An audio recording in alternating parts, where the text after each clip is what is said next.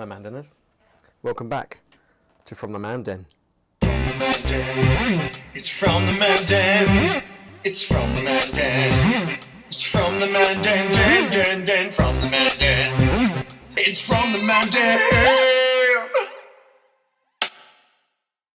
This is it. This is the review that you've all been waiting for, maybe. I've now had my DJI Spark for 10 days, and been taking it out for a few adventures. We've got some footage. So here is my review basically of the DJI Spark. It's a fantastic bit of kit.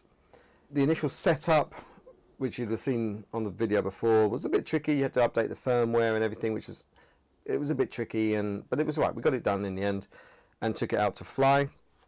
There's some footage which I will play of it flying. It is incredibly steady once it's in the air.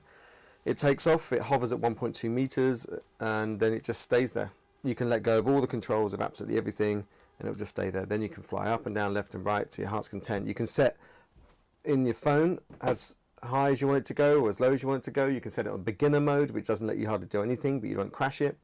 It's got a proximity alarm on here, which is set to 3 meters. You can change it, I believe. So whenever you fly it, if it gets near a tree or anything, it goes beep, beep, beep, beep, beep, beep, and shows you on here. So, and it stops, it won't let you fly. You can send it miles away. Well, you always legally have to send it so you can see it.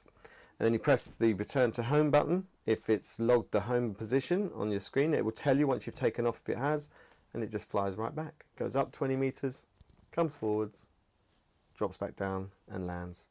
It is wonderful. The picture quality is only 1080p, but that's absolutely brilliant. I think if you look at the footage yourself, you'll see that it's actually, yes, it's not broadcast film quality, it's not 4K, but it's not a Mavic Pro, it's a DJI Spark, and it is brilliant.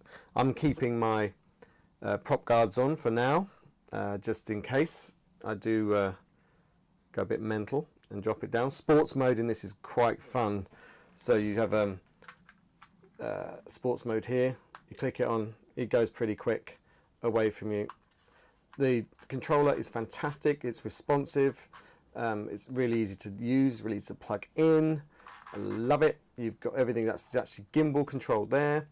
I think I showed you on the last video, so I'm going over stuff I already know. I did, however, do a lot of research online, and people said that I should get an on OTG cable, which is this on-the-go cable, and just with your normal iPhone and adapter. One end goes into your phone, the other bit goes into the controller here, and you don't then use the Wi-Fi signal from the controller to the phone. It's hardwired, so that's one less Wi-Fi thing to work. The Wi-Fi is then from the drone to the controller, and it seems to work fine. The lag was slightly far less when you plug it in, but it's unnoticeable really. It films at 29.97 frames a second, which is kind of weird. It should just be 30 or 25 or 24. Hopefully DJI will send a firmware update to rectify this, so you can't actually use different frame rates. To me, it doesn't matter. Once I put it into Final Cut, it asks me, it says, do you really want to film in 29.97? You go, yeah, please, and it sorts itself out. I haven't used the gesture control, which you can land and take off from your hand. I haven't tried that yet. That's going to be in another video.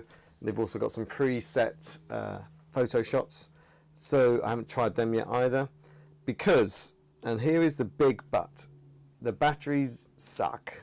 I mean, they say, I think up to 14 to 16 minutes. Nah, not in your Nelly. I've got less than 10 if I'm lucky, from both my batteries. I bought the Fly More combo, so I get 2 batteries. It lasts about 10 minutes each. So that's flying, filming, all sorts. So I need a 3rd battery if we're going to have a lot of fun, if you want to film for any constant length of time. As you'll see with some of the footage today, Kirsten and I went out, and I wanted to get Kirsten to actually have a go of it, because to see how much fun it is. And today we went out, I never got a look in. As soon as she got hold of it, I never got a look. Another good feature is the tripod. It has a tripod function, which doesn't mean it sits on a tripod, but what happens is you put it into tripod mode, and you'll watch the footage, and it flies along. Even if you put it full stick, it flies along just very, very slowly. and you can maneuver in and out of objects, which is the footage you're watching now.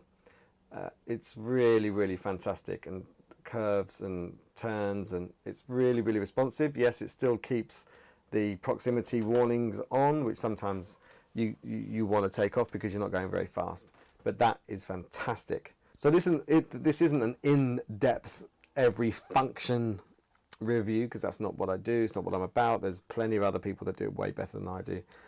I just, from a chap's looking at buying a DJI Spark, I would say if you've got the money, obviously buy the Fly More combo pack, because you get the controller and 2 batteries, a battery charger, like I showed you in another video, and the drone.